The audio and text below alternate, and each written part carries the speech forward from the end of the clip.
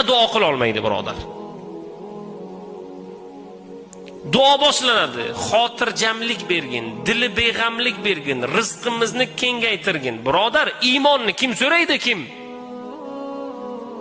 Meni bolalarimni namozxon qilgin, Qur'on o'qiydigan qilgin, meni taqvodorlardan qilgin, meni halolni tanlaydiganlardan qilgin degan duo qani?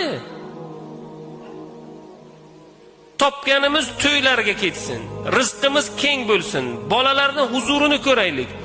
Dunyo, yangi uy, yangi mashina, yangi kiyim, faqat yangi, birodar.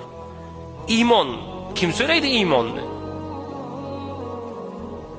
Namozlarimizni qabul bo'lishini, sirotdan o'tib ketishligimizni, bizni jannatiylardan bo'lishligimizni, Rasululloh bilan qo'shni bo'lishligimizni, dunyoda yetimlarni rahmini yeyishlikni, mazlum bo'lgan musulmonlarning haqqiga kim duo qiladi?